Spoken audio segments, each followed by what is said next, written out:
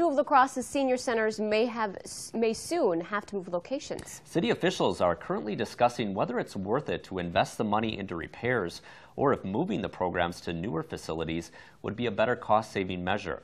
New at 6 tonight, News 8's Pauline Lee joins us now with both sides of that debate.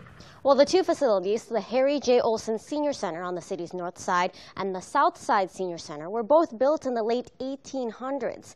These centers provide a lot of different activities for hundreds of seniors.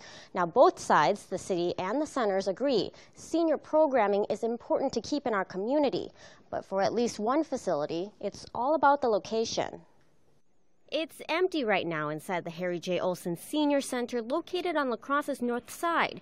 But on any given day, Board of Directors member Andrea Richmond says it's a hot spot to find seniors in our community. People come here to have that camaraderie. It's good conversation to be able to talk to others. Richmond says the center's roughly 225 members use the facility every day for a place to get a good meal, to play a game of cards, even to get some exercise. She says the thought of switching locations just isn't an option. I think it's pretty centrally located here, so my hope is to not tear it down, not have the seniors move somewhere else. They're very comfortable here. The city is looking to move senior programming from this center, as well as the Southside Senior Center in La Crosse, to newer locations to save money. Structurally, they're in reasonably good shape, but it's the window replacement, it's the heating, the furnaces, the boilers, the roofs, those kinds of things that really need attention. Hexum says the city spends hundreds of thousands of dollars a year to maintain each of these facilities. Moving the programs to either the Northside Policing Center,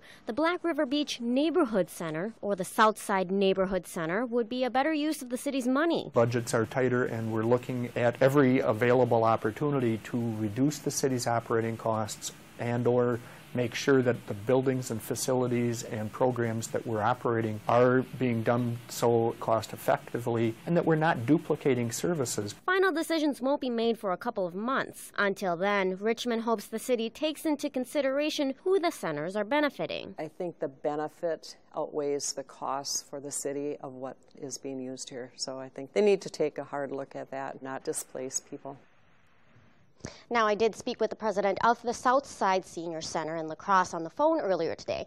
He says it's a little too soon to say what would be best for the community. Now, this location is pretty close to the Southside Neighborhood Center, which is one of the possibilities the city is looking into for the move. But it's also looking at if they have enough space and amenities to house this type of programming. So, still many questions to be answered. Thanks a lot, Pauline. And city officials will likely make a decision about those centers in February. They'll be using input from a community survey and information gathered from a cost analysis study.